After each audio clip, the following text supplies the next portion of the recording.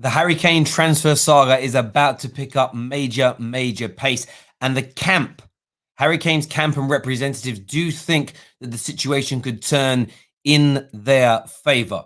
No formal transfer request has been made into Tottenham or Daniel Levy at this time, but major sources have claimed that Kane is willing to hand in this transfer request should things not go in his favour and to make things more uncomfortable for Tottenham. What's an interesting piece of information is that Tottenham were not surprised by Harry Kane's desire to leave, but were reportedly shocked at some of the revelations made in the Gary Neville interview. Kane and his brother Charlie are looking to aggressively drive for a push and a move away from Tottenham. The notion that no formal transfer requests or no reported bad behaviours are going to happen behind the scenes is now being almost debunked by a number of media outlets. We've got more information for you. We want to break this down in more detail for you, but hit that like button, hit the share button. We are going to take your calls. Let's go, people.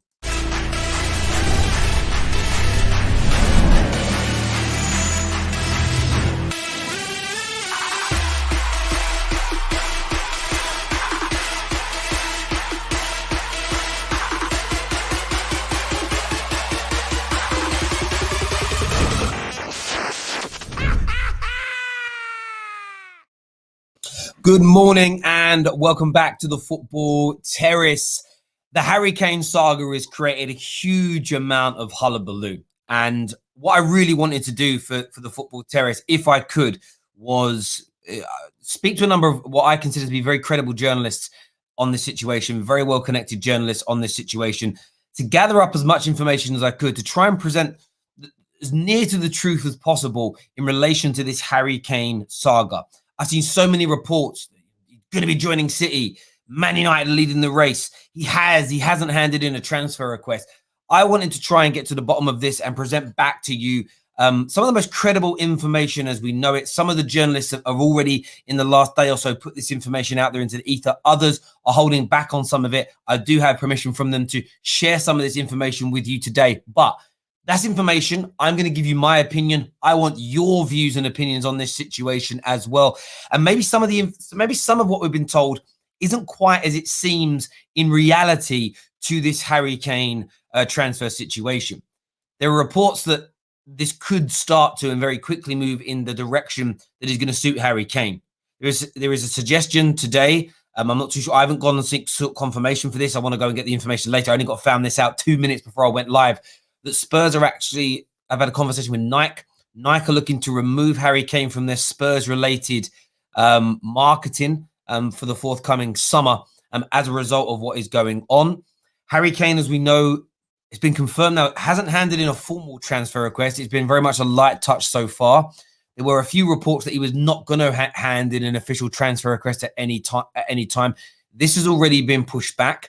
And the likes of Dean Jones have already claimed in an article yesterday that came out that Harry Kane is willing to hand in a formal transfer request. And we know when this happens, it drives down the price of a said individual. What was a really interesting claim and what I was told yesterday afternoon is that Spurs are not surprised by him wanting to leave. This has been the worst kept secret at Tottenham Hotspur. However, the Gary Neville interview has touched a few raw nerves at Tottenham. They didn't expect him to say what he did. They didn't expect him to go so public and so almost be so out there in terms of his desire to want to leave. Of course, he did a good PR job with I'm not saying I want to leave. I'm not saying I wouldn't leave. But everybody knew that was a come and get me plea. They've been very open and very honest, the representatives. And this is primarily Charlie, the brother of Harry Kane, in the fact they want to stay in England, ruling out a move abroad. They've already had meetings with both Manchester clubs about a proposed move away. What is really interesting is Spurs have hit back in the meantime. A lot of people reported 150 million was the asking price. What Dean Jones has confirmed is that actually Spurs are asking for a price closer to 200 million pounds at this moment in time. And I'm going to give you my opinion on why I think they're doing that in a few moments' time. Kane appears to want to join Manchester City. That is another element of this deal that is continually spouted everywhere. He mentioned KDB's name as an example. However, from every single credible journalist in the business, They've also the same thing. This is based on what they've been told by the Kane camp and or Man City. There's no pedigree. There is no pedigree or no track record of spending huge, exorbitant amounts of money, near 100 million or above, on individual players. And at this moment in time, City have made no direct inquiry, no sort of mooted offer, no sort of suggestive offer, and no inroads into Tottenham about this deal.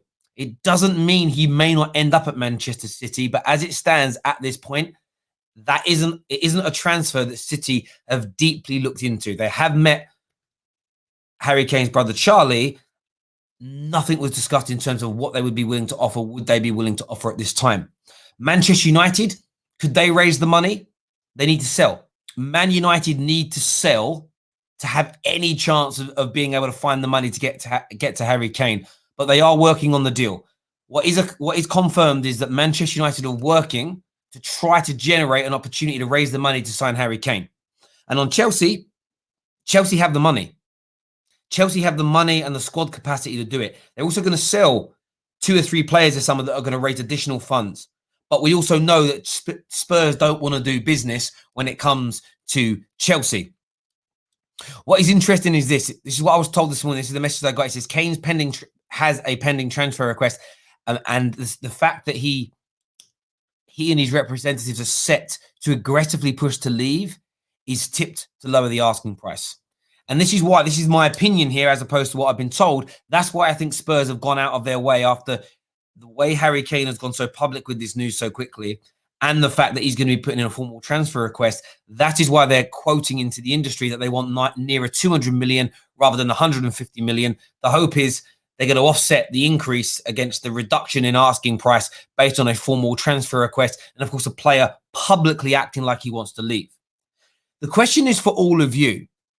The question is for all of you this morning is, do you think Harry Kane and his representatives are going to continue to push for an aggressive move away? Will he go as far, in your opinion, as maybe trying to go on strike, refusing to play, doing more and more interviews, making things uncomfortable for Tottenham? Or do you think he'll regress from that and behave more professionally in people's eyes?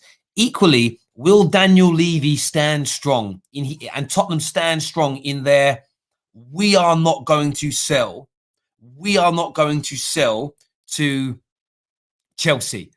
We are not going to yield from this 150 to 200 million pound asking price that we have set according to numerous sources. That's what I want to hear from you all this morning. There's rumors about Nike removing him from assets from a marketing point of view that's been spoken about. There was also this element of there's contrasting reports this morning as well about the managerial stuff. The likes of Alistair Gold are saying it's close to happening. In the next week, a manager will be appointed.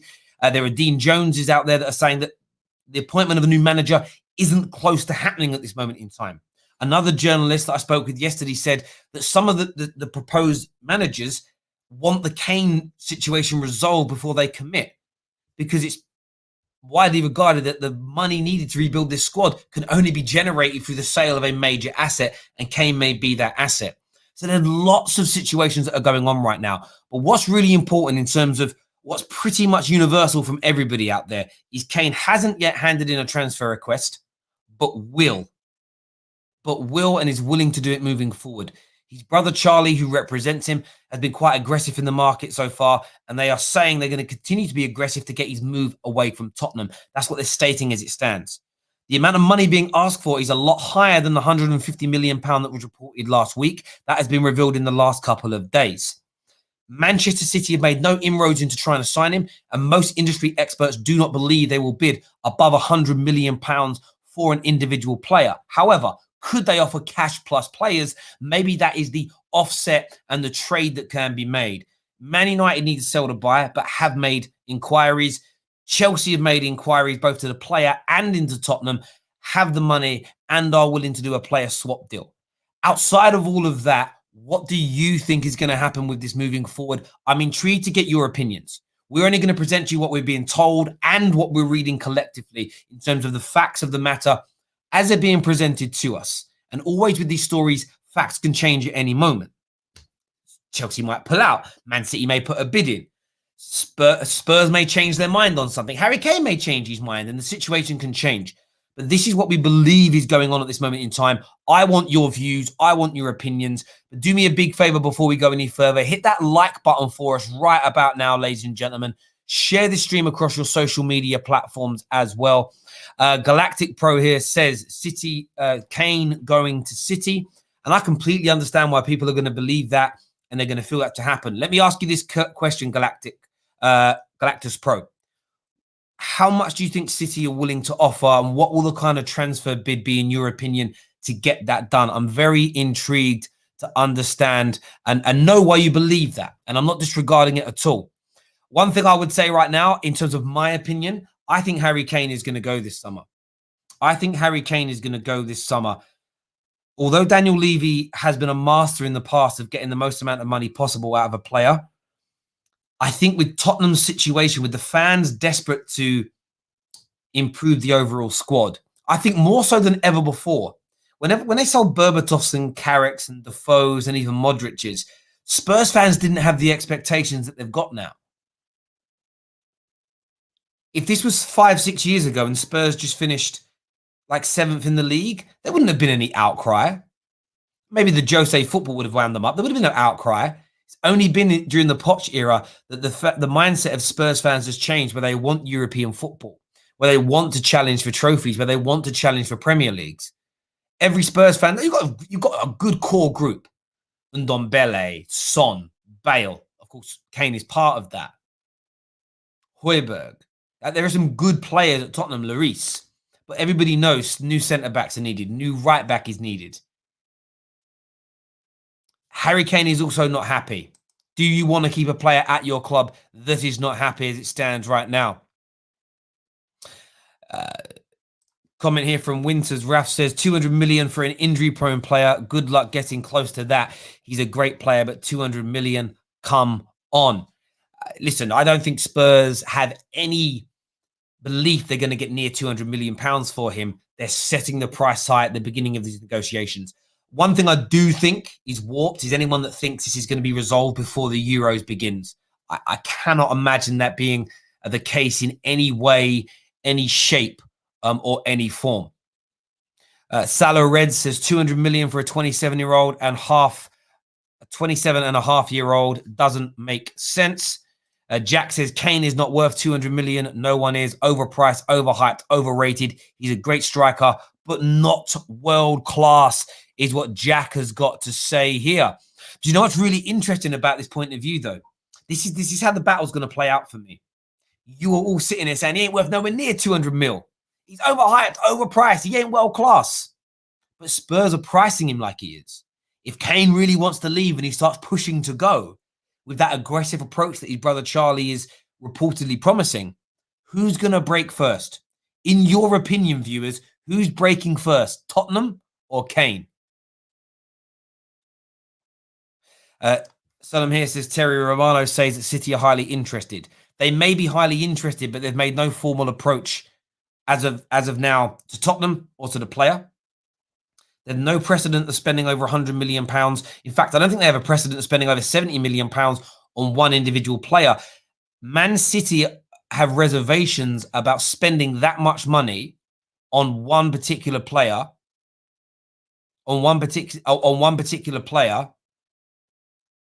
because of what it might mean in terms of setting the precedent.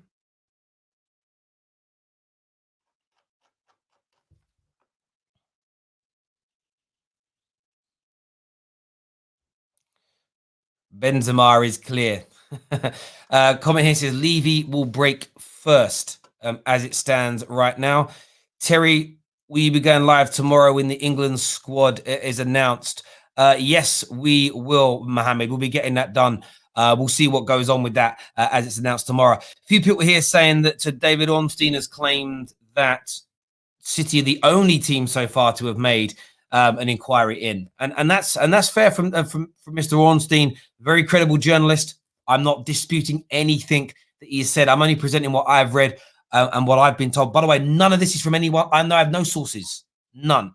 This is conversations that I've had with a number of journalists. One of the journalists said to me that he isn't going public with some of the information that he's got with his name because he doesn't want the abuse, because it doesn't outweigh. He doesn't ever get apologies when the news comes true at the end. I laughed. I did laugh. I said, that's the nature of the beast, mate. I said, I don't even claim to have inside information. As in, like, I spoke to the representatives. I spoke to the source of the information. And I said, I still get abuse for it. So if you want to do this thing, that's how it works. Thank you, Artem, for becoming a legend and superfan member of the Football Terrace. By the way, there is brand new membership tiers that are available to you, our viewers. If you were a first team member or a legendary member before, you have to re-sign because what's on offer within the membership tiers has now changed. What I'm going to do for you, if you haven't done so already, is I'm going to, bear with me a second, is I'm going to share the link now for our membership page. I'm actually going to pin it to the comment sections as well for you to go and take a look at as well. It'd be amazing if you could sign up. We've got a lot of great things on offer, especially for next season when we start Football Terrace away days. It's a brand new show concept where instead of hosting the shows like I am now from the little studio in my house, we are going to be at live locations around the UK. Our Legends and Superfan members will get free access and be able to arrive there and watch us perform these shows live, plus multiple other benefits for all our levels, right through from Academy members, right through to legendary members. So yeah, go and have a little look now, get signed up. Thank you as well to the Bill ABC TV for also signing up as a squad member of the Football Terrace this morning. He's definitely world class, but his injury record and age, I'd say he's worth 120 million max, is what Baz 10 has got to say. Monsieur here. Monsieur says, I reckon for United it will be Kane or Sancho, not both. Do you know what? If we only can sign one, I'm putting all my money on Sancho. What's interesting about Man United is that the Sancho deal is the number one priority. They've got the cash ready to do that deal. Not all the cash in one lump sum, but they've got the money ring fence for Sancho. The Harry Kane deal, they are trying to raise the money through player exchanges, the sale of individuals, which is one of the reasons why if Man City, if David Ornstein is correct, and if he's correct, well done to him. If City have made a formal inquiry as it stands, and they do bid and they have the cash available, the Harry Kane deal can end and be over very, very quickly because they have the money. The Chelsea one's going to take longer. I think Chelsea only happens if Harry Kane wins the battle, but nobody else has the money to buy him. Then maybe Chelsea pick him up. Man United, it's too many moving parts for Man United to get this deal done, in my opinion. The fact we don't have the cash is the biggest stumbling block for us. Do you know what I mean? It's like, I really want a Ferrari. I ain't got the money for that. Do you know what I mean? So I think that's the important bit there in relation to that. Have you seen the article for Alistair Gold? Sorry, have you seen the Alistair Gold tweet? Terry, Spurs have chose their top candidate for manager and said it is someone who is already in a job and that likes to spend in the transfer market. Could it be Conte? I don't know. I need to go and read the tweet and maybe read the articles again. Alistair Gold is very connected to the football club. But if you want, this is what something I would say about that. If that's what Alistair Gold has said, and I don't know, I'm going by your comment. How are Spurs going to raise the money to spend so much money that's needed? That's why I think the Harry Kane deal can be done, but done at the right price. They're going to set the bar high in terms of pricing. But don't also be confused that they're going to give different information out into the media in different ways. Do you get what I mean? Don't also think that the brother of Harry Kane, Mr. Charlie Boy, isn't going to tell David Ornstein one thing, Fabrizio another, Dean Jones another, to maybe try and set the Man Uniteds, the Chelseas and the Cities off against one another to get the price up, to get the money in quickly. That's why there'll be contrasting reports and opinions, which is what we try and do at the Football Terrace. We are essentially an aggregator of information, whether it's a journalist coming on the show. We've got 3 big journalists coming on this week, one from the New York Times, I'm not going to reveal the names until closer to it. A big Arsenal journalist coming on as well, plus another that we're nearly close to securing as well. And they're only coming on, they're giving us their information, but your views, your opinions, your take is what we are here for. We are not a media outlet. We're fan media. We're for fan opinion. We're for gathering information and letting you have your say. That's the point. We're going to open the lines now for you to call up, for you to have your say. Now, we've got man like Josh here with us, first of all. Big Spurs fan, big member of the Football Terrace family. How you doing, mate? Good. Yeah, just dawning on me that we're going to lose the best player we've had in the modern era. I think it's finally sunk in now. Yeah, I mean, do you know what? Regardless of information I was told, information that I've read from the likes of Dean Jones, regardless of whether that's bang on, whether Ornstein's right and it's Man City, that's irrelevant to a Spurs fan. What's relevant to a Spurs fan is you're going to lose the best striker in the Prem, one of the best in the world, and he's practically irreplaceable. Yeah. The only way it can be done is just, a couple of. You have to replace him with 2 or 3 players, basically. You can't replace him with one player. We haven't got even with the Harry Kane money, we haven't got the prestige to get a Haaland or a Lewandowski for his last couple of years or whatever. But yeah, I think at this point, most Spurs fans that I speak to, we're realizing that it's happening. And a lot of people I speak to want it to happen this summer now, that we just want it over and done with. Do you know what I mean? Whereas with all the press at 6s and 7s, like listen to all the things you were just saying, like the different journalists that are all meant to be tier 1s, all saying different things and stuff like that. Like that just tells me that it might not happen this summer. Do you know what I mean? It makes, because there's so, like you just said, when has it ever been like the best striker in the world is on the market and all 3 main candidates have problems of why they can't sign him? Do you know what I mean? Like United want Sancho, City don't want to pay that sort of money apparently, and then Chelsea, we just don't deal with Chelsea. And even I think Kane would know that as well. Like Modric had to wait, and he went to Real Madrid, and it's never been that situation before. So I think it might not go. I just got a text about the Ornstein situation saying that the reported City interest is in relating to the meeting that the representatives of Kane have had with Man City. But the point is they haven't made, like what Man United and Chelsea have done, they haven't made any informal, or this is where the semantics comes into it, because Man United might turn around to an intermediary and say, do you think they'd take 50 million plus Martial or something? Lingard and Martial. But then semantics comes in where people say, well, Man United haven't formally spoke to Spurs, so they've made no formal inquiry, but they've done it for an intermediary that's informal. I don't like the semantics of it. Like if they're talking to agents and intermediaries in the game, it's a bit like you ask your friend to ask, I like that girl, but I'm going to ask my friend who's friends with her mate to see if she likes me before I ask her out. But essentially, you're asking her out still. But you could officially say, I didn't get rejected because I didn't actually ask her out. That's all that happened. You know what I mean? From my guy, and he's like, listen, the on-scene thing is correct, but City have made no kind of offer, formally or informally, around we'd be willing to pay X, Y, and Z. And you're right, with City, I think City are fearful if they set the precedent of spending world record fees because of their resource, they're going to end up having to pay a lot more money. Like Chelsea have always paid over the odds for players, in my opinion. Oh, they did for years, because when they were spending £27 million on Sean Wright-Phillips, it's like, well, if you think Sean Wright-Phillips is worth 27 million, we're going to get, and it grows and it grows and it grows. Man United have done it under the Woodward reign, where we've overpaid for players. So you always end up overpaying. And I think City don't want to set that precedent at this point. But you're right, it's going to be an interesting one. I mean, where if he leaves, where would your preferred destination for Kane be?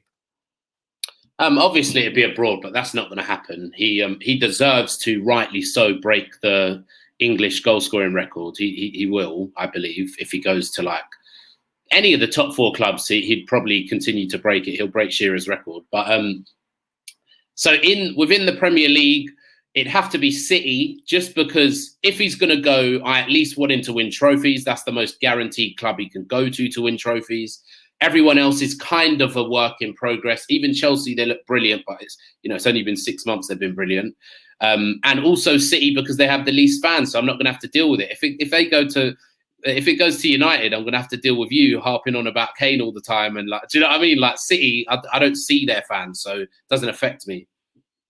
Yeah, do you know what's interesting? And that's also going to be a key driver in the news that people want to believe. So I think a lot of Spurs fans will be, and rivals of Chelsea and or Man United are going to be drawn to any solid connection to City, because that's the preferred destination. Where Chelsea fans, it will be, no, I don't care what Ornstein's saying, because Fabrizio said, not that's hypothetical, anyone that's going to try and quote me on that. And I think we all do that. We'll always fluctuate to what suits our want and our need. What I think, who do you think is going to break first? So you've got this approach from Kane that's to be quite aggressive in the market and get out there. Do you think he'll go as far as a formal transfer request, striking, that kind of behaviour? Or do you think that Daniel Levy's stern stance of overpricing and we'll let you rot in the stands, mate, sort of like Danny Rose style? What do you think? Will any of those extremities happen? This is where, look, because we're doing a lot of talking about who we think will come in for him, who will pay the money and stuff like that. But what we all know is that Kane, we could tell from what he said in the Gary Neville interview, harping on about De Bruyne. He's been very complimentary of Pep, saying he was the best manager in the world before Jose came to the club. So I know he wants to go to City. And I think if City come in with what he and his camp perceive to be a reasonable offer, like let's say if it is close to 150 or maybe even just 120, Kane's camp will think that is a reasonable offer, and then I can see him trying to get a bit nasty. But the thing is, the one thing about Spurs is we've got Daniel Levy, and over 20 years he's built up this reputation of being. That's one of the reasons that there's even this kind of situation around Kane, because every club knows they're going to have to deal with Daniel Levy. And he's got this reputation that he's built up of being a tough negotiator. He gets everything he wants all the time. Do you know what I mean? Every reported fee in the past, when you talk about Bale, he was meant to be going to Real Madrid for 60 mil, 65 mil, 60 mil the whole summer, went for close to 90 mil. Kyle Walker was meant to be going to City for 30 mil, 35 mil all summer, went for 50 mil. Every single time, whatever the press is saying about the fee, so the press is saying 150 mil, I would not be surprised if City come in and actually have to pay like 175 or something like that. Well, and listen, that information comes from Dean Jones. Dean Jones, he isn't the type of journalist who, and I know this because he's told me, that wants to have a catchphrase and be kind of famous for being a journalist. He wants that's not a knock at anyone. That's just him. Like, it's not what I'm about. But he put that information out 3 days ago that and then I've gone to other journalists asking, have you heard this? Like, yes, that Spurs are actually asking for nearer 200 million than the 150 million pound that was first reported. So your point there about the media says 35 million, it ends up being 50. That wouldn't shock and surprise me. The issue, and I agree with you. So forget what I've been told and what I've read. I also have my own brain. And I think that's what's really important for people to go, okay, I respect what you've been told, but I think this. And, I don't call it bullshit what they've been told. It's what they've been told, but it's about having your own opinion. The only reason I think Harry Kane is different is because I almost get this sense from most Spurs fans that they kind of want him to go for him. They love him so much. Do you get where I'm coming from? And I don't even mean that. It's almost like, listen, Levy. I almost feel like they would give Levy, if they end up say they keep him and Kane becomes unhappy, and Kane keeps scoring. You still don't win anything. I think there's some Spurs fans now that are resigned to the idea that they're not going to win anything major for a while, maybe. And they'd actually like to see Harry Kane go and win a Premier League and a Champions League somewhere because he's one of their own. I almost get that it's a different feeling with this player.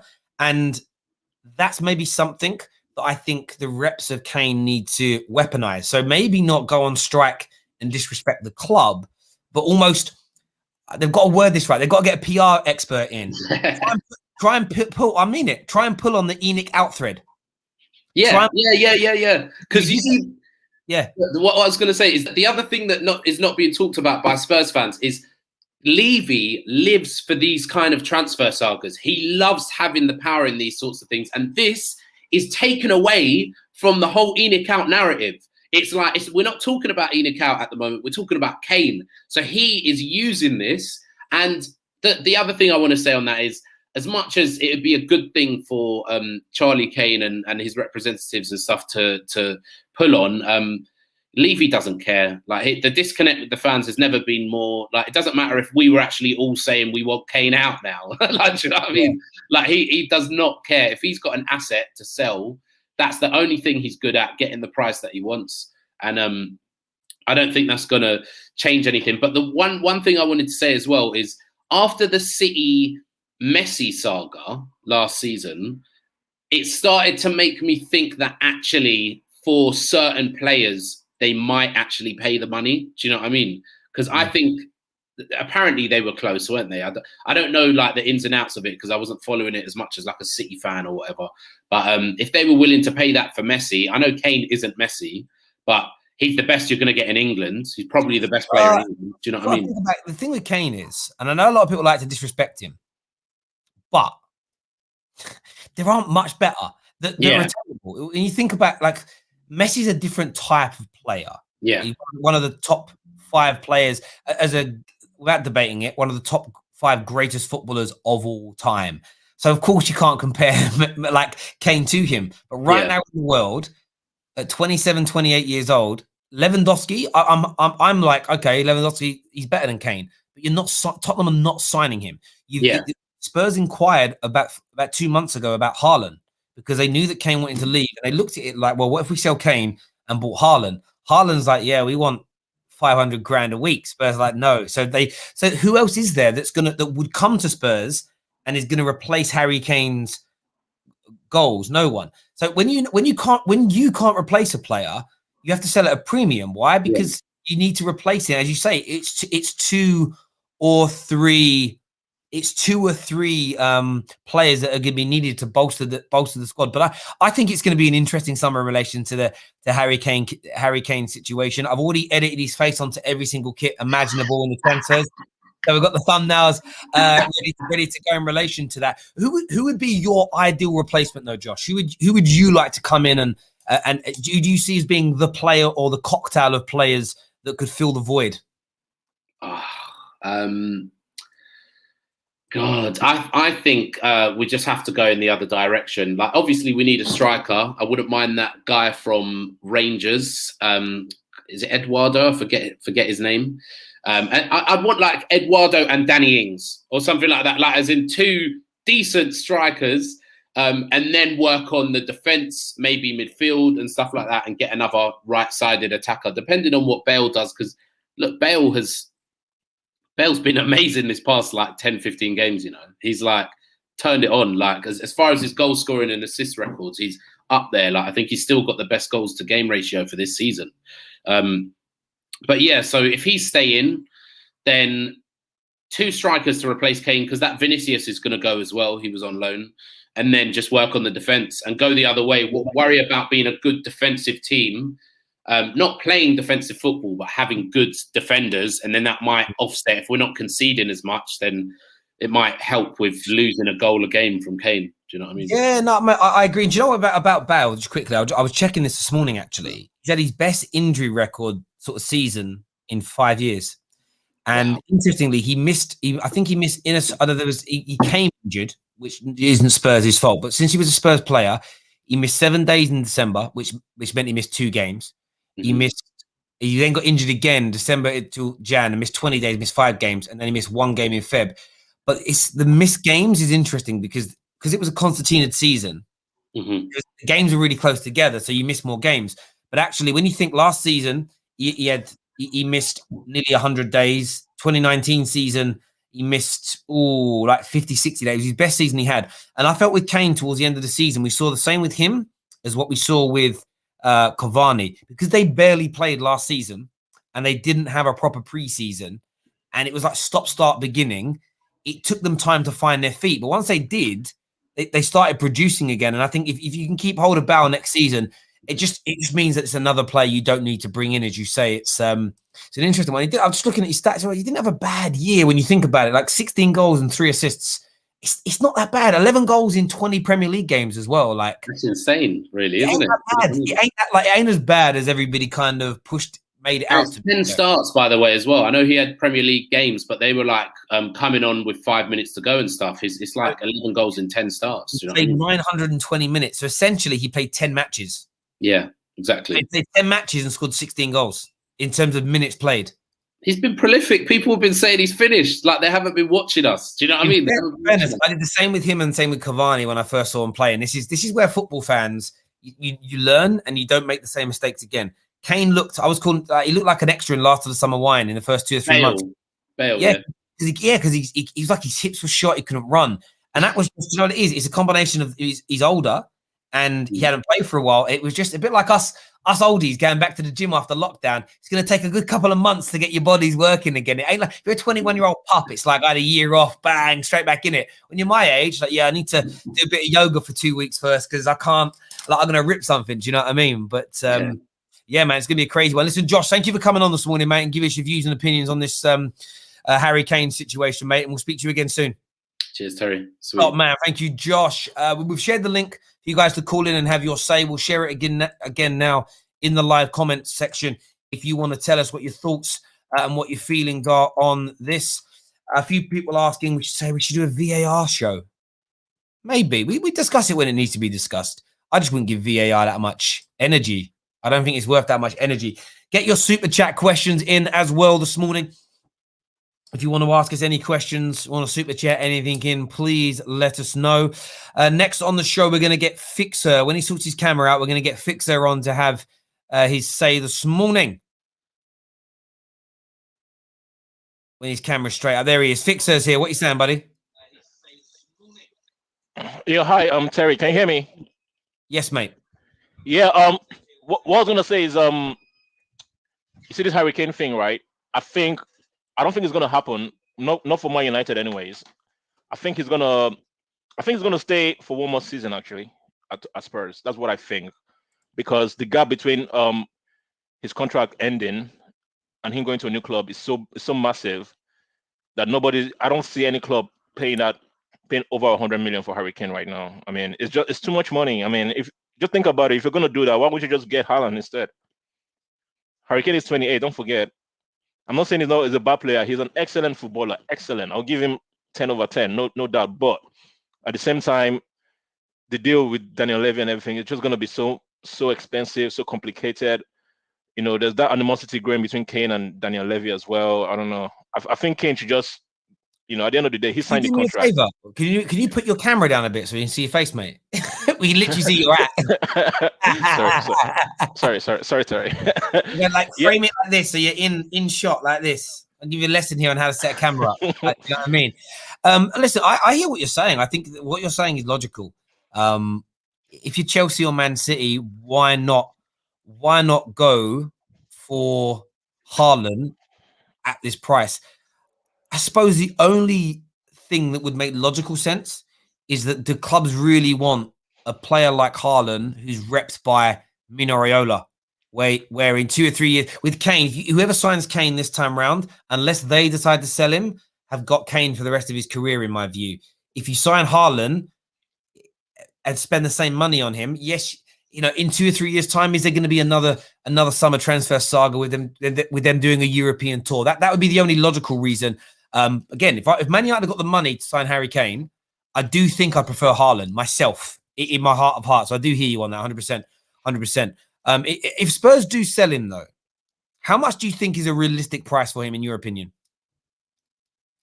80 million.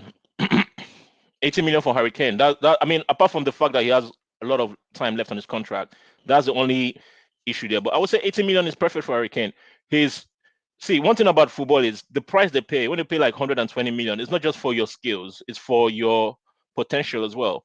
He's 28. Like what you said just now, if Haaland comes into our club today and plays for us for 3 seasons, I'm very confident that he will contribute enough in that 3 seasons that even if we did sell him at the end of that 3 seasons, let's say we bought him for 150 million, he plays 3 seasons for us, we do very well, and we sell him for 100 million. I think we would have got more than 50 million worth of service from him, and selling him on again for another 100 million. I think that'll be a good deal, you know. But Harry Kane, the issue with Harry Kane is if he comes to United, I think he's gonna be like the whole Van Persie thing. He'll give us 1 excellent season, maybe 2, and then he's gonna start regressing because he's 28. By the time he's 30, he's not gonna be able to do the things he's doing now. It's just natural, you know. Listen, I hear your opinion. I hear your views on that, and I don't overtly disagree. Like, there's part of me as a Man United fan that would love to sign Kane. There's also another part of me that is scared of signing Harry Kane. It's something about the deal that just, I don't know. I just got a little, you know, you get a little thought in the back of your head. You're like, there's something niggling away at me on that. Fixer, though, thank you for your call this morning. Really appreciate that, buddy. Thank you. Next up, we've got Kish. Kish is with us. What you saying, mate? Yeah, Terry, thanks for having me on. In regards to Hurricane, I think, fans of every club in the Premier League have to be realistic in terms of Hurricane leaving Spurs. And, Spurs have to ask themselves the question, can we replace Hurricane at this moment in time in terms of getting a player who's a goal scorer who can bring in at least over 15 goals in the Premier League or 20-something goals in our competitions. And at this current moment in time, I don't see a striker out there that can do that, unless it's a Lukaku or Martinez. But if they do sell Hurricane, which probably will be for 100 million or a little bit over that, then you don't want to go in the market and sign a striker such as a Lukaku or a Lautaro Martinez, who's going to take back majority of that money when you need to invest in your defense and your midfield as well, right? So I think, 3 years on his contract, I think he'll probably stay next year. And I can see a club like, maybe Chelsea as the front runners, just because, you look at this season in terms of goal scorers for them. Timo Werner did not live up to the standard that people expect. I think 6 goals in the Premier League, Jorginho, the leading goal scorer. And Chelsea is a club that will go out and get Hurricane. With Manchester City is so great at finding gems in terms of players in positions. We've seen it before when they signed Edison. I didn't know about this guy, and he's turned out to be a brilliant keeper. So City will just go there and sign a $30 million player that can lead the line and end up becoming a brilliant player, especially under a manager like Pep Guardiola. So it's a very tricky one with Hurricane in this upcoming transfer window. And in terms of him forcing a move, I just don't see him as that type of player, I hear a lot of what you're saying there, and I think that we've had a lot of people say that on the terrace. What about as you say, Martinez, Andre Silva? Some people have even suggested that Danny Ings, now that he's fit, in a better team, could score you almost as many goals as Harry Kane. So why drop 150 mil? What you have to be sure about if you're dropping that kind of that level of P's on Harry Kane is that he's going to score and create like he did this season for 4 or 5 years, and he is going to be or more so. So what Harry Kane has kind of suggested. If you listen to his interview, again, he doesn't say I can't do this at Tottenham, but he basically says that he thinks he could score at the same rate that Messi and Ronaldo were doing in their pomp, where they in a calendar year they're scoring 60, 70 goals. Yeah. Now, if you got that from him, then he's worth the money, isn't he? Because if you had a striker that across all comps in the season scored 60 to 70 goals, unless like in Spain, there was somebody on your biggest rivals that also had a player like that, you're winning the league. Do you get where I'm coming from? It's almost impossible for you not to, because you're just scoring an abundance of goals beyond everybody else. So yeah, I do sort of look at that and think to myself that that you need to be sure that you can get out of Harry Kane what he's promising to you, because if anyone drops 150, 160, 170 million on him and he's just scoring 20 goals a season, it's not worth it. I mean, for that amount of money, you look at a club like Chelsea, for example. If you spend that amount of money, especially in this window, that's just one player signing for the window, And would Chelsea need improvement in other areas? Maybe not. So that's why I say, that they could be the club that maybe not put up 150, but at least close to it, No, I totally agree. Listen, bro, thank you very much for coming on, having your say. Appreciate that, my guy. Thank you very, very much indeed. Next up, we've got the Blue Studio, who's coming on with us here. What are you saying, buddy? Hey, how you doing, Dan and Terry? How you doing today? Yeah, I'm very, very good. What's your take on all this Harry Kane news that's circulating right now? Firstly, it's my first time being on your channel. Oh, it's been long that I've been willing to come to your channel, but it's been very long. I've been watching your channel for a very long time. So massive kudos to you, and it's my first time coming here. So my take on Harry Kane is, I think the problem everybody is facing is Daniel Levy from there, because Daniel Levy is someone that is very strict, and it's gonna be difficult to kind of budge Daniel Levy in. Being a Chelsea fan is gonna be difficult because we know what he did to Lukaku to Chelsea, with the saga between them, and also Eriksen also to Inter Milan. He has like 6 months on his contract. They have to sell him like for 40 million or something million for Inter Milan. So it's gonna be difficult. At this moment, we need a prolific number that can score the goals, which is Harry Kane. My problem is Chelsea are willing to pay the money, but my issue is I think Man City needed Harry Kane more than Chelsea, because Man City need a prolific number. No more Sergio Aguero is gone. But do Man City have the money, the 150 million to pay Tottenham Hotspur? I'm not sure, because they haven't even shown it to us yet that they are the club who invest on a record signing of that caliber of player like Harry Kane, like pay that kind of amount of money, like 150 or 200. So that's why I take it. And Chelsea, we can maybe Chelsea could say like Tottenham also will give it Tammy Abraham, then we pay like 100 million for Tammy Abraham and Harry Kane. That could work depending on how Tottenham also view Abraham, because in Chelsea there's like expectation in Chelsea willing to offer providing goals, but in Tottenham also the expectation is very low. So I can get that Abraham could be a swap deal for Harry Kane to come in, because it'll be prolific number that can score goals for them. Like, we're like, oh, we don't have much expectation, just get to like maybe upper legs for the top 4. So that number that we can rely on. They'll produce those goals, but not at the caliber of Harry Kane, but I'll score those goals on the consistent level, in which I believe Abraham will do. In Chelsea, there's a level to that. If you don't perform, you're gonna be in trouble. You're gonna get sold. In Tottenham, he won't do that. He will have that confidence, that ability to score goals and goals. That's what I can see it happening for me. I hear you on that, bro. Listen, great call, mate. Thanks for making your debut call on the channel, my guy, and all the support you give us. Thank you very much, my brother. All the best, mate. Thank you. Marble Hall's here. Says, hi, Terry. Thanks for all the top content this Premier League season. Kane at United would definitely bring you closer to the City, but you need more centre-back, Sancho and CM. I agree with you completely in relation to we need more than just Harry Kane. In the medium to long term, if Harry Kane came in and delivered what he is promising to, and came in and did like a madness, a 60-goal season year, then yeah, you might win the Premier League. But is your squad good enough for the test of time? The reason why City were able to bounce back after a poor season last year, yes, they reinvested, but the core was still good. And the core was good because they invest in their core continuously. You know, you can't just have the superstars with no core. Like, yes, you can have a core that is superstars, but if the fringe around it is poor, you're going to fall apart. If you've got a couple of superstars, but your core is weak, you're going to fall apart.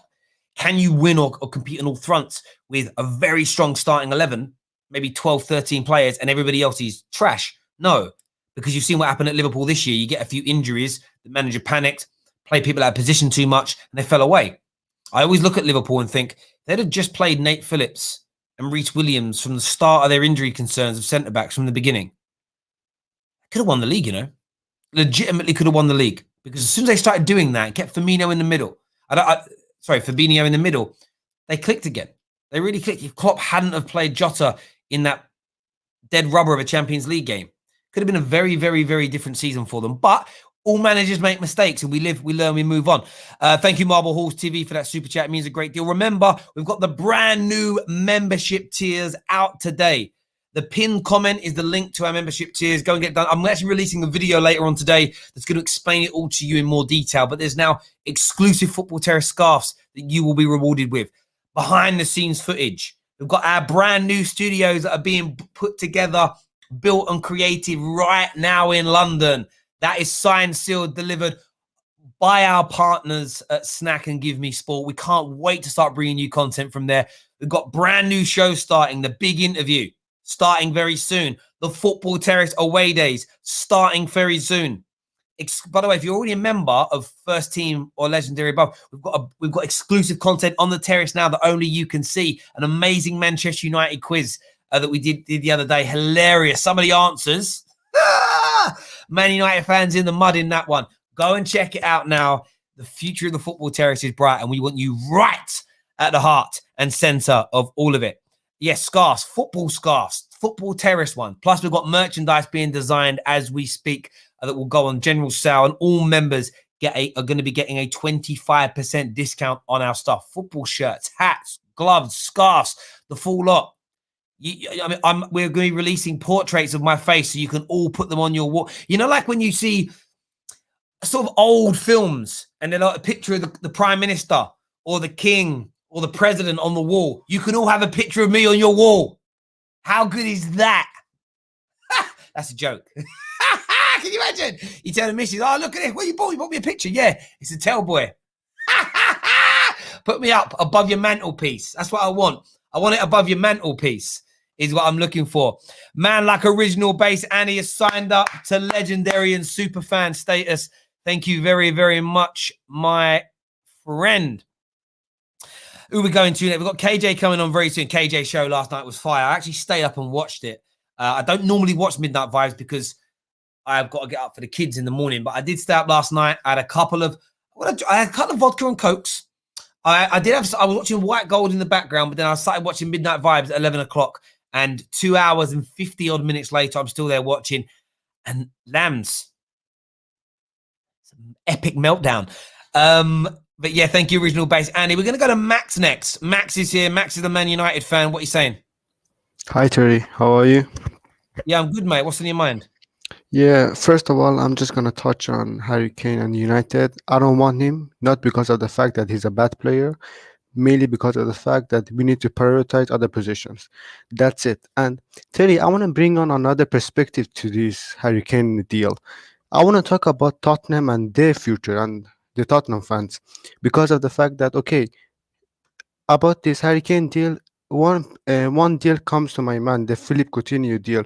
And when Liverpool sold Coutinho, they reinvested to sign Van Dijk and Alisson. But the question here is, do Tottenham fans trust the board to do the same thing as Liverpool did? Do they trust them to sell Harry Kane for 120 million and buy the other position that they need? Do they? I don't think so. And that's why I think Tottenham are in a bad position, mainly because of the fact that they will lose a legend, and that their board is that bad that they won't reinvest goodly. Don't you think so? Look, I think when it comes to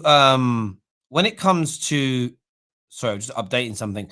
When it comes to Spurs, this is something I've spoken about on my streams a lot.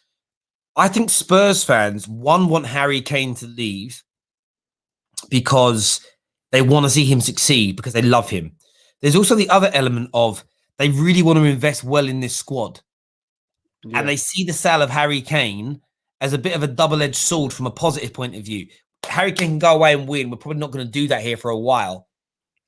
Equally, we can bolster the whole squad and maybe make our team better overall, because Harry Kane is, in the last 2 or 3 seasons, has still been producing goals at a rate good enough to win league titles, but they haven't won the league titles. Maybe for Tottenham, if they built a better squad, they would succeed more without Harry Kane, not because Harry Kane isn't good enough, but because they have a better overall squad. So I think if Daniel Levy's smart, gets the right amount of money, I think he can do bits there. Exactly. Max, thank you very much for having your say, buddy. I really appreciate that, my guy. Thank you. Matthew here says, a lot of people commenting saying, have you seen the United stand? I don't know what you mean.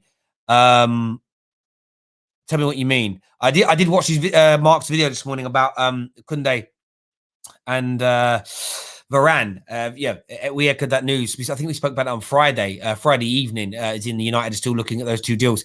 Matthew, thank you for signing up to the new legendary and super fan status on the Football Terrace. I really appreciate that. We've got KJ and we've got Cameron. We're going to bring them both on now to have their say this morning. I've just got to change the background because the background I've got don't work for 2 people. For 3 people, we'll do that now. We've got a man like KJ here. Cam's here. How you doing, gents? Yo, Cam, ain't it like 7 a.m. in your ends right now? Sick puppy, bro. Yeah, there it is. I was about to praise you and say every working man should be out of bed at 6 a.m. in the morning, showered, is ready to start their day.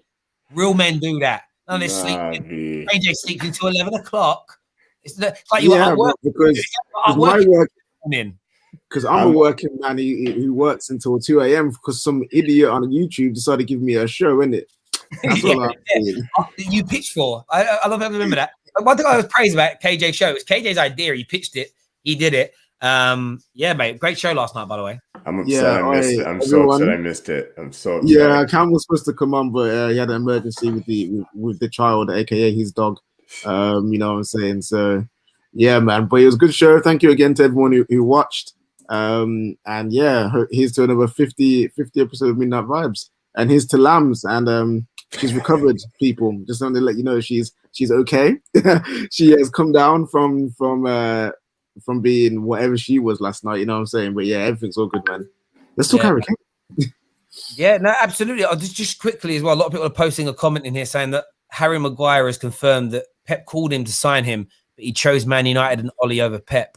Some will say that was a silly decision, but at the same time, it does prove that, like, you know, the whole pulling power myth. But there we go. That's just a side thing there. Harry Kane, though, I got a Cam first on this. Everybody spoke too much about it. Lots of stories circulating. it appears they're giving out. The Harry Kane camp has basically said we're going to be aggressive to force a move away. Spurs are setting a much higher price than the media initially suggested. A formal transfer request is likely to happen. There's still conjecture over whether Spurs are close to getting a new manager or not. What do you see happening with the Harry Kane situation? It's weird now with that price being set. If that's the price, he's not moving. That's just the way I look at it, because like what you're saying, 50, 60 goals that he's promising he could do. I don't know, man. Like that's tough. That's tough in the Prem. And I think he has to score like 50, 60 goals to be worth it. Like nobody's worth that kind of money, especially when I look at City. I've always said I think City's going to get Haaland. It was interesting to see what Josh said, though, knowing that City was talking about getting Messi. Is Kane the type of player they spend that kind of money on, right? And the thing is, if Kane, if you're going to spend that kind of money on Kane, why do you not spend it on Haaland? I just don't get it. City don't need to spend that money to be where they're at. Like if you look at it, if you just look at the math, you look at it, you're like, well, yes, you lost Aguero, but you were doing just fine without Aguero. So there's other strikers out there that you could bring into your system and still win the league. So why would you spend 200 million and do exactly what we've done and screw our transfers for years, because we've set how much we're going to spend. You spend 200 million on Kane, every player now 60, 70, 80 M's. That's it. Like you're never going to sell a player to City for less than that, because why would you? You're like, no, you had 200 M's. You were sitting on 200 million for Harry Kane. Cool. Any player you want from now on, we are going to sell for way more. And I think that's why I just don't see him moving if that's the price. If it's not the price, if they come in and it's like 150, cool.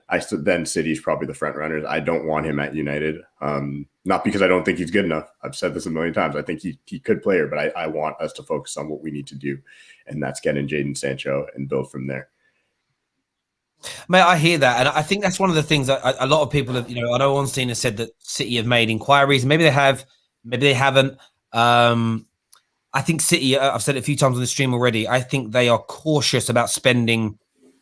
Man United have already broke the back of these transfers. The only way that you can spend that much on Kane and it not damage what you pay in the future is if Kane performs to. It's an exorbitant, extreme amount of money. So the performances have to match it so that you can turn around in a negotiation room and say, listen, I don't mind spending 150 million pounds on a new attacking midfielder because you're saying we paid that much for Kane. But Kane's scoring 70 goals a calendar year. What's your guy doing? Harry Kane's performances would need to be so big that it would offset how much you spent. It makes it worth it. Like when Messi and Ronaldo are in their pomp, paying 250 mil for them wouldn't have been seen as extortionate, because they would win you leagues. They would win you Champions Leagues with the amount of goals they were scoring and creating. So there'd be a lot of pressure on anybody that buys him for that much, because even 25 goals a season, 30 goals a season, I don't think it's enough for that kind of money. It needs to be above and beyond. And if he spends half the season injured with bad ankles, your club's in trouble. And there it is. That's big. From a negotiation point of view. So it's crazy. What's your take on all this information today, KJ? I know we spoke about it yesterday privately as well. Because you kind of, I told you what sort of stuff we'd read and what I've been told and everything else. What's your take on it? Do you see this being a stumbling block for Harry Kane's actual move this summer? I think potentially could be. This whole rumor of he wants it done before the Euros and it's going to be done before the Euros. I think it ain't going to happen before the Euros. Like that just is what it is. No one's going to just quickly stump up 150 to 175 million pounds in 3 weeks, or 2-3 weeks that's left of until the Euro starts. No one's doing that. So I feel like this will be a long drawn out saga, and Terry has a new he's a new player to take over from Jadon Sancho after he moves for his clickbait titles. But yeah, it's going to be a very long transfer, and in the end, it really easily could see Harry Kane not going anywhere for another year, or potentially signing a pre-agreement with a club in private to say, okay, next season we will definitely do this because the price will be more affordable. But yeah, with Levy, like Josh said earlier, like Levy has got a reputation of being basically a stern, stiff businessman. And that ain't changing anytime soon just because Harry Kane wants to leave. If anything, because he wants to leave, he's going to be even worse with Harry Kane. So Yeah, I expect this to take all summer and probably end up him not going anywhere. I completely hear you on that one. I really do. We've gone to member chat only for the last part of the show. We're going to be paying a lot more respect and honor now that we've got the new tiers done. So the last segments of these daily or transfer videos will do that. Moving forward, every match reaction video after 30 minutes will go to member chat only because we want to focus on what you're saying and what you're doing. We've got Daniel here says Chelsea make over 100 million on loans already. That's very true. James has said here that we've got Champions League football. Mbappe, welcome to Liverpool, is what he said there. Do you know what's interesting? There was a comment from Maverick a minute ago. Said Terry said Liverpool will sign Mbappe. I've never once said they will. We've had a financial expert on here before. Nothing has changed. Financially, Liverpool could work a deal for it. They can work a deal with it. And the merchandise deal they have with Nike is a large part of that. So we were looking at the figures of how many Man United shirts Ibrahimovic sold based on Ibrahimovic's individual fan base. So this was additional shirts Man United sold above their normal amount periodically. And it was like they raised like 78 million in sales, Nike did, or whoever our brand was, Adidas at the time. When you think about Mbappe has a bigger following than Zlatan, and Liverpool also a huge club. So if, in 1 week, if Zlatan can make £80 million, Mbappe can. But the difference is Spurs earn 20% of that 80 odd million. So I reckon that in the first week of Mbappe signing for Liverpool, they do £100 million worth of shirt sales globally. 20 million of that goes into Liverpool's coffers. That practically covers his salary for the first year. In terms of the transfer fee, it would be between 25 and 30 million year one because it's going to be paid in installments anyway. So what first year outgoings, okay, are going to be salary and fee will be between 40 and 50 million. But you would recoup 20 to 30 million pounds of that in Nike merchandise sales because of the marketability of Mbappe. Because as we said the other day, on social media, Mbappe is bigger than Liverpool. He has over 20 million more followers on Instagram. But Terry, Liverpool is Nike. Nike is Liverpool. And you know what I'm talking about, Cam. That's your bag. That's your game. Like, there's so much. Like with that deal they've got where they earn 20% of all Liverpool branded Nike merchandise, as soon as all them Mbappe fans start buying the Liverpool shirts, because everyone does. Look how many people buy it. I know that the new PSG shirts look nice, but one of the reasons so many people are attracted to PSG is because Mbappe is there. That's the brand. He's the brand. He's literally their brand. And that's like the only reason I think a team like United would look at buying Kane. And that's another reason why I don't want it to happen. Because like I know if we were to look at Kane, it would be for some of the wrong reasons too. Like right now, from a footballing perspective and from a footballing, I mean, I get it. Yes, Harry Kane is Harry Kane. Everybody's like, why would you not? You blah blah blah. People come at me thinking small. It's like no, it's just real talk. If we went in and got Harry Kane, we'd be relying on shirt sales. We'd be relying on him being on the pitch every game.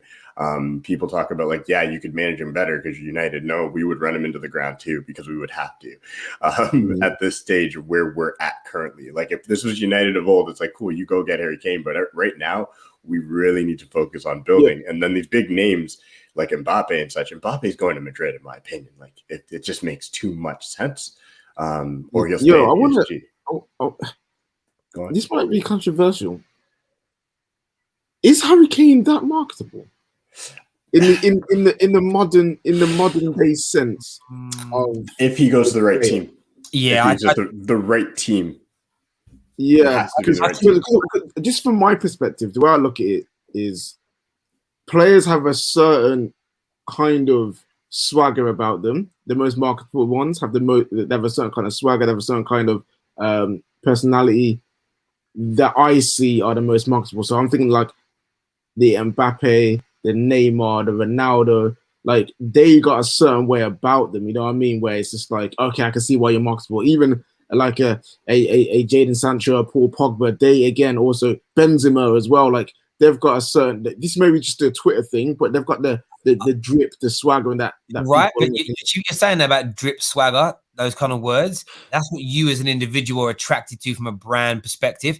I think Harry Kane speaks to a different demographic. Exactly. Yeah, that's what I was thinking as well. Isn't necessarily represented by a Grealish, by a Maddison, by a Rashi, by a Lingard, by a Pogba. All those individuals. I want to use the right word for this. They're very, very contemporary when it comes to fashion. They're very much young, what I would call street, like. I don't know what the right word for it is. I'm not talking. Do you know what I mean? Like urban. They're very urban. It's like urban, Madison with his see-through bag. Like you'd never see Harry Kane with a £3,000 see-through bag on his back, right? Like Maddison did. But Maddison wears that and dresses like that, and he pulls it off. To get what I mean? But Harry Kane, I think, speaks to a different blue collar, hardworking, a slightly older group. I think he speaks to people 35 to 50 years old. Do you know why they're an important market? Because those fuckers are the wealthiest, and they spend. Like they've got the money. So it's he's the kind of person you would see it doing he'd get a watch sponsor that was like high end, like watch. He'd be there in a turtleneck with his arm like this, posing, looking. Do you know what I mean? Like it's a different area. So I do think he's marketable, but in a slightly different way to those others. Do you know what I mean? There's money to be made for him, but I think where Harry Kane's different is I think if you pay that much money for Harry Kane, it's a lot of it is what he's got to do on the football pitch for you. Whereas you're right, if you sign an Mbappe, there's a lot of money to be made out of kids from him, boots and everything else. But equally, I think Man United or Liverpool could turn Harry Kane. I reckon within a month, you'd see his Instagram that's at about 10 million followers jump to 30 million. I think you just see that it's skyrocket. He would become one of the biggest stars in the world if he went to United or Liverpool because of the English connection. Change stuff about himself to do that? No, or like the way he dresses or anything, or just literally all he has to do is be at United and it takes care of himself. See, the thing is with United, especially me growing up, like United was always the place, like the crown jewel for English players. Like that's where if like growing up when you watched the World Cup, especially around the world, and I couldn't watch as much league games. There's a player who represented every one of like their countries, kind of, right? And there's teams that represented their countries. So you'd look at Real Madrid to see the Spanish players, you'd watch, or Brazilian players. So what, like, and then you'd watch United to see the English players. Kane would be the crown jewel of English football again. And it would actually help United so much because all the pundits, everybody would be talking about United being back and being at the top of like they're back. This is the thing, when you watch like a lot of punditry, the pundits are very biased and they don't hide it well. They want United to be good. They really do. They want United to be back to where they're supposed to be. Every time the phrase is, they're Man United, they should be buying that player. This is Man United. This is Man United. So Harry Kane goes to Man United and all of a sudden it's this perfect marriage of both, like Harry Kane's where he should be, United's back where they should be, and it's a marriage. But we wouldn't be that good. That's the problem. We wouldn't be as where we need to be. Slen says there, like his marketability opens his mouth. And do you know what's interesting? You're right. What Harry Kane doesn't have, he doesn't have the persona, sex appeal. There's no sex appeal. But there wasn't any sex appeal with Wayne Rooney. And Wayne Rooney, during his heyday, was only out-earned by Messi and Ronaldo. I don't actually think Messi has that like, oh, look at him thing. Like, I don't think I never hear women like drooling over him or whatever. Where David Beckham had everything. He had the female attraction. He's huge in the gay space as well, like in terms of because of his dress and his style and everything else. Beckham was like the marketing dream because I think David Beckham could wear every type of clothing and look good. He's the original of it though, like the original in the Premier era. Yes, in the Premier era, the original superstar. He had everything because he could wear. One day he'd be in a £10,000 suit, looking sick, like he was a high level banker. The next week he was dressed looking like he'd just come out of a boy band. Or a hip hop artist, and then do you know what I mean? So he worked all of it. So yeah, he's a rarity in relation to that. We've got a few more questions here. We have a few new members sign up as well. Thank you to Samuel for signing up as a member, Harry as well for signing up as a legend member of the Terrace this morning as well. Let's go to some. I got a mohawk when I was young because of Beck's brother. I had every Beckham haircut until I was 19, and then I stopped. I used to. Do you know the worst bit was? I used to actually think that he wore Brawl Cream because he was sponsored by them. Then it turned out, maybe he did an interview, he's like, yeah, he never wore it himself. And I was like, no wonder I was like, how did I get my hair like him when I went, but it didn't work on my head. I'm like, Beckham's hair looks different. It's because he weren't wearing it. He was just endorsed by them. Do you know what I mean? By the way, I do use Manscaped. So when I provide products, I do use them as well. Mbappe isn't going to Liverpool is what Samuel has said here, which is fair. What else? What questions we got here? I want some questions, people. I want some questions. I've got a question. Talk about marketability. How marketable is Liverpool Football Club? Well, they've got the biggest shirt sponsorship deal in the history of football. So pretty depends. Big. What's your take on that, Cam? That's your bag, you know. So like it depends. So it's funny that when I was listening the other day and somebody was like, "We're not big in North America." Well, the research says otherwise. They're the second biggest club in North America, next to United. They're like they have LeBron James now. Like so that's another thing, right? They have this weird underdog thing about them in the marketing space and sport marketing. They've never been considered like the Uniteds of the world. They're not the Chelseas who go out and just buy everything. They kind of have this "we do things the right way" mantra about them. That's kind of the way that you'll never walk alone. They're this family team. It's maybe a myth a bit because of FSG, but the real marketability about Liverpool is that they're run correctly and they do things the right way. That like you go and get the right manager, you don't buy a bunch of players that are super expensive, you build players up. That's kind of their marketability. They're not the sexy team that you're like, yeah, Real Madrid, Barcelona, Manchester United, those names are just sexy like when you say them. But Liverpool's marketability comes from something else, and it comes from history as well. So and I think recently they're starting to get bigger in North America again. Like when you get somebody like LeBron James just wearing your kit and saying, "I support you," that's it. That's all you need. He's the biggest star in North America, plain and simple. He's backing them. More people start gravitating that. They also have this thing like, growing up, you don't always want to just pick the team that's the best team, right? You don't want to pick the team that's like, yes, Real Madrid, Barcelona. No, you want to be contrary. So some people pick Atletico Madrid. That's Liverpool. Like you don't pick United, you pick Liverpool because you don't want to pick the team that everybody supports, especially. So that's their marketability, I think, in North America. Which I can say that from the research. Because because of my age, when I picked Man United, we weren't winning trophies. Yeah, for me, it was just a brother thing. Like I had a family. Yeah, I get it. So when I picked Man United, it was in the late 80s, early 90s. We weren't winning major trophies. We were a fallen giant. So that's why I always love it when I get called a glory hunter. It's like, but do you have any idea how bad Man United were? Or I become a United fan just after the whole 5 years or whatever. The famous we want Fergie out banner. That was when I picked Man United, and I think it was because a lot of my family that are older, like grown-ups around me, still hated Man United. They all supported Liverpool and other clubs, and they hated Man United. So I'm like, all right, I'm going to pick them because like I wanted to be. I don't know. I wanted the controversy at home. Like it's my agenda, I suppose. Like Twitter does now. It's like I'm going to pick that because I'm going to be the thorn in the side of my family, and then just out of luck, we become the most successful team. Like, I'm so happy that they didn't all hate Everton or Leeds in that same way because I might have picked one of them. Like, these things happen. Slens here says, would you say Marcus Rashford is the most marketable player in the Prem?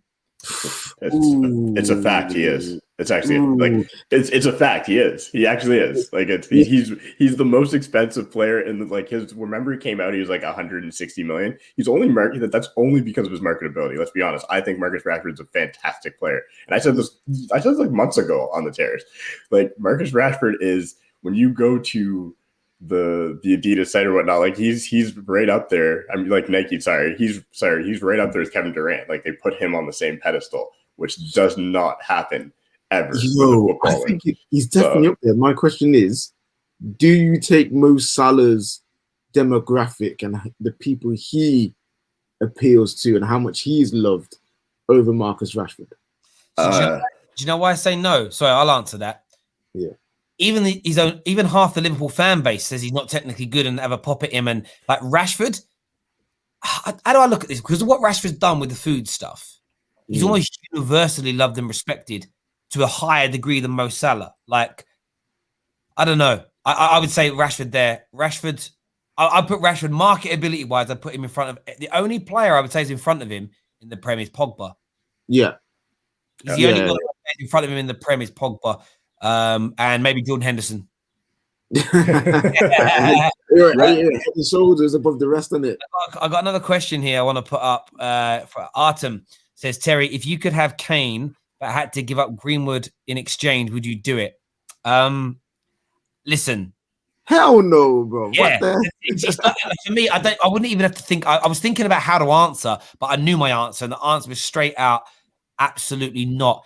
Ever, never, ever, ever, ever, ever, ever, ever would I do that deal. It just makes no sense Mason, at any level. There's going to be the Mason next Greenwood, big striker, and Greenwood could be it. Like, yeah, why but would you- Mason Green was one of those players that you, as a football club, you never ever give up. You don't give him up for Messi, bro. You know what I mean? Like I don't like when I say Messi, I mean Messi now, not Messi the prime Messi. I'm talking Messi now, Ronaldo now. You don't give Greenwood up for any of them. He's someone you keep with you for. If you could get a whole career out of him until he's like 34 at one club, he's the kind of player you keep him whatever you can do. Yeah, I agree. Family Guy, American Dad, or Rick and Morty. For me, Family Guy. Just Rick and Morty, man. Family Rick Guy. and Morty, man.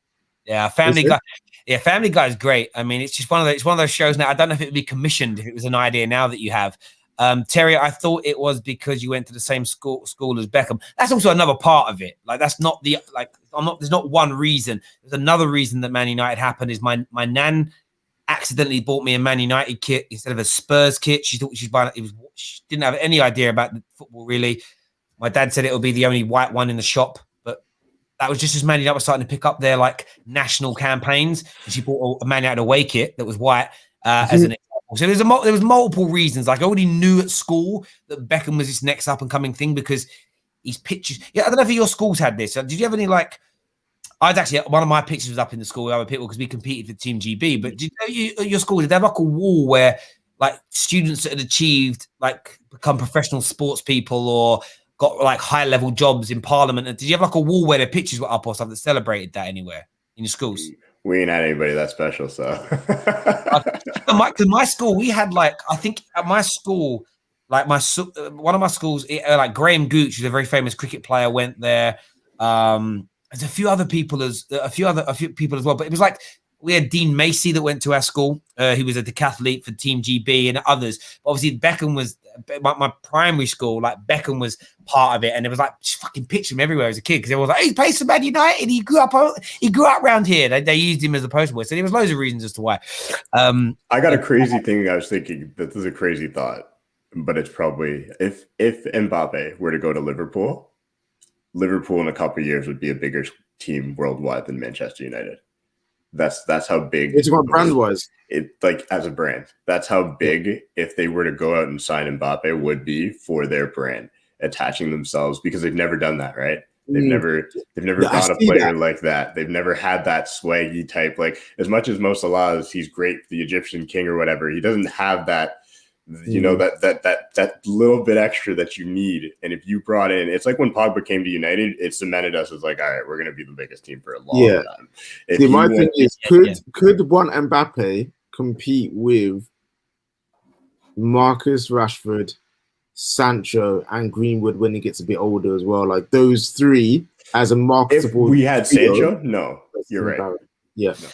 Yeah, do you know what I'd love about Liverpool getting Mbappe is it would just, like, listen, I love when takes that people have get like debunked and they have to admit it. So they would no longer be able to say, we don't sign superstars. I just want it for that reason. I just want it so that becomes, that becomes a thing of the past. You know what I mean? It's just, it's done. It's out there. It's finished and stuff like that. But there we go. Terry, when is your picture? My picture actually went up in the school because of what I achieved in the martial arts industry. But my old school no longer exists. They merged with another school locally, so it actually doesn't exist in the same capacity anymore. So I don't know if it's up. And I haven't been back. I haven't been back to that town for a long time, so I've got no idea. But it did go up. And maybe now that I am one of the best football YouTubers on the planet. See, that's a joke again. If anyone doesn't understand that, that's sarcasm.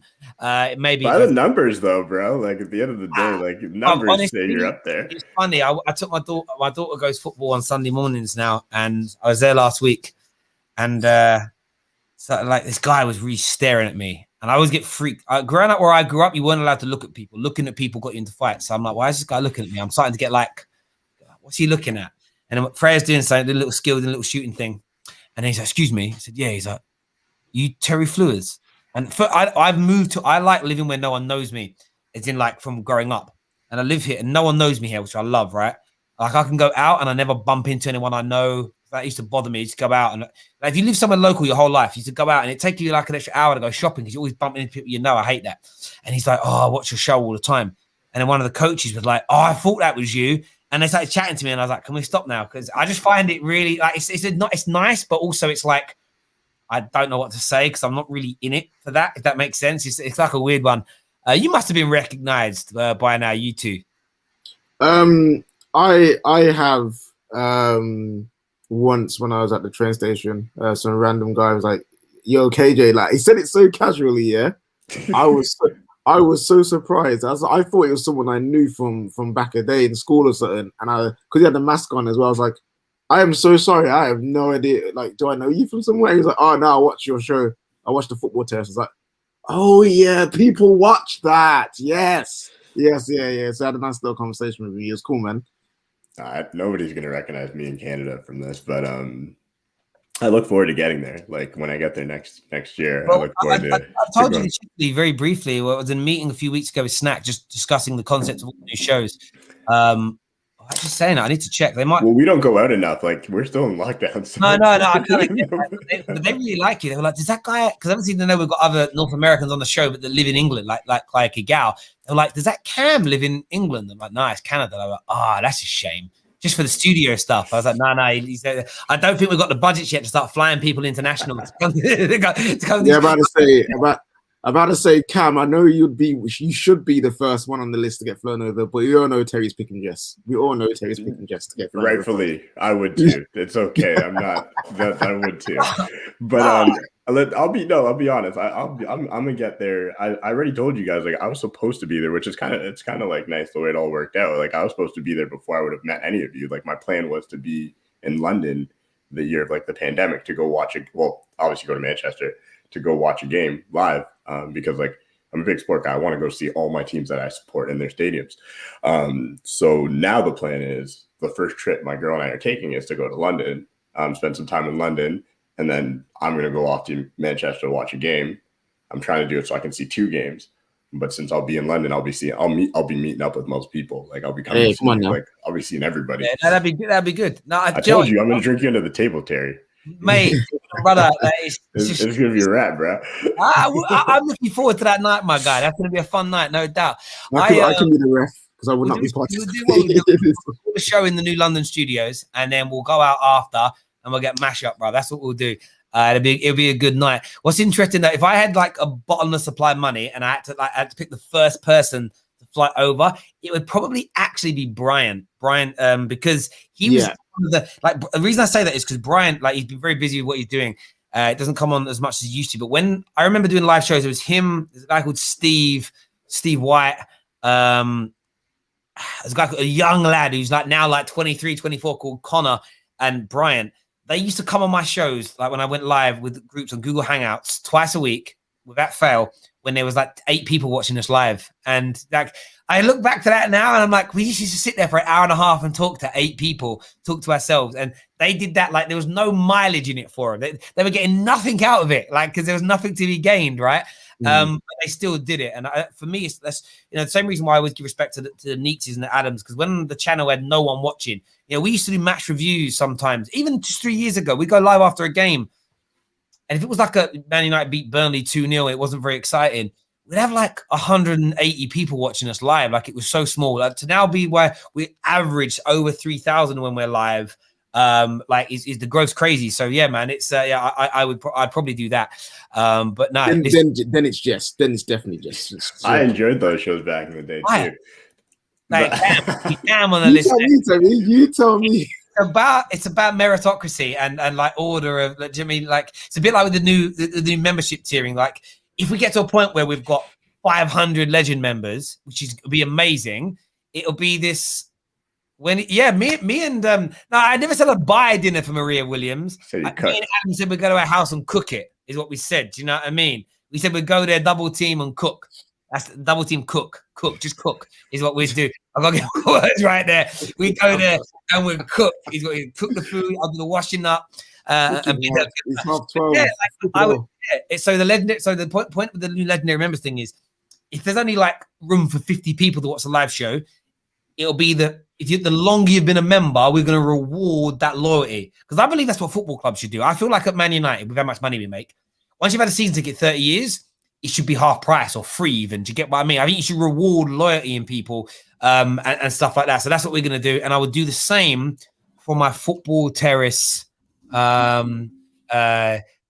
It's like, how long have you been here? Like, do you know what I mean? And reward up the, or yeah, do you know what I mean? Reward up the pecking order like that. Like last in, first out type thing. That'd be my approach. But there we go. Rewind. No, listen, I'm not rewinding it. Definitely getting edited. There's nothing to edit. Me and Adam said we'll go there and we'll double team in the kitchen. What are you twisting? I get what you're doing now. You filthy people. Stop this. Filth. That's filth. Dirty. TFT clips. Listen, I miss doing that, man. I miss doing that. I enjoyed the lunchtime transfer updates from your phone outside Canary Wharf. Bro, I miss what I miss about that. What I miss about those shows is I do miss my job in the private bank. It was the best job in banking I ever had because it was actually like the most pressured, but the most rewarding. Like I worked in retail banking for a long time and there was no money, no budget in that at all. In terms of like for parties, we used to have like a Christmas party once a year and you got 2 free drinks tokens at some average hotel. Actually, the last 2 or 3 we did, big up Carol, my AD, she had like a really good hotel for us, but they were bang average. It was like in a workman's club in East Ham or something. It was terrible. And then I went to the private bank and we had our first half-year party, not even Christmas party, half-year party, right? And I remember walking up to the bar and they had all these bottles of champagne out in buckets. I'm like, oh, let's have a glass of champagne. And if she was like, yeah, cheers, thanks. And she didn't charge me. I thought I was going to get charged. That's what I was used to. And I said, and I turned around to my guy and said, it's all free. He went, yeah, normally it's free all night. So just take a bottle back to your table. So there was me just taking bottles of champagne off a table. And I'm a working class boy that's never been in this environment. And I don't know how much. I heard a rumor they spent about 30 grand on alcohol that night. And I was like, my God. Like, I was just like, this is the life for me. I'm doing YouTube now. I don't know why I quit, really. Sometimes I think about it and it's like, those videos were hilarious, though. You'd be in your Pico, you'd be walking, you're like, just heard a rumor. Yeah, and then apparently, sometimes a wild safe would appear outside his work. Just being like, safe did. There was a time where I remember I was upstairs, level 30. I was up at level 30, right at the top of the building, and my phone's going off. I'm like, what's this? And my phone, like at the time, was connected to all my stuff was on my computer. My boy Rio's over my shoulder. I love Rio, great guy. And he was like, Terry, what is that? Because I didn't look at it. I opened it. He says, why is someone taking a picture of the building? I'm like, what? And I looked, and because I'd opened the DM from Safe, and there it was a photo from outside the Barclays building. And I'm like, rah. But he'd also been down to North Colonnade, which is where the upper level of the private bank was, which was the private banking offices. And he thought it was there because if you Google where the private bank is, it takes you to North Colonnade in Canary Wharf. And he'd gone there first. And I'm like, this is freaking me. I mean, the good thing is he's only about this tall, Safe. I really weren't that worried, but I'm like, yeah, that was a weird day. That was a very weird day. Very weird day for me. But yeah, working class boy working in a private bank. I used to go to like people's houses. Good people, really. And there's one guy, he bought this flat in like West London near Hyde Park. And it came fully furnished, which I thought was a weird concept. And we had to do a transfer for him for the deposit. But he bought this flat for like £17 million. And I remember feeling like, how have you got that? That's just your home, which means how much more money have you got? Do you get what I mean? Yeah. Like, my home for that. It's crazy well, but fair play. You need a restraining order. Shout me. Are you a lawyer? Slens. Is that what you do, bro? I forgot. On Midnight Vibes, we deduced what he was, and I forgot what he was in the end. Something in security, right? Yeah, something yeah. Something security, I think. Slens in security, a doorman at Mothercare. What's he doing? Do you know what I mean? I had a friend that used to do that. He was a doorman, but he used to do door. He said he was a doorman, and so I was like, oh, it must be hard. But he used to door an under 16s disco. Oh, he made me laugh. You think he's a right hard nut. How you doing, Danny boy? If you're not watching, you don't watch internet. He's old man now. Listen, everyone who's tuned in, Terry, what's with the caller calling Ty. Rocky. Oh, the kid, Rocky. that kid. Rocky was amazing. Do you know that's one of my most favorite moments I ever shared with Ty and of course with the late great Claude, where Rocky phoned up. It was funny on set, but what was amazing was afterwards. The show went on for another 40 minutes and we finished, and then Ty was raging, and I was hilarious. It's so funny. Like, one thing that I love about Ty is what Ty is. He was no different off camera to on camera. Sometimes I would purposely be in a room with him and just start talking about, say something negative about Wenger. Wenger weren't really a great manager. He didn't do back-to-backs, just to set him off. And then half an hour, boom, he'd be on a tyrant. It'd be amazing. But listen, everybody that's tuned in today, thank you very, very, very much indeed. Do me a big favor, smash that like and that share button. We're back later on today with more content for you. Take care. Goodbye.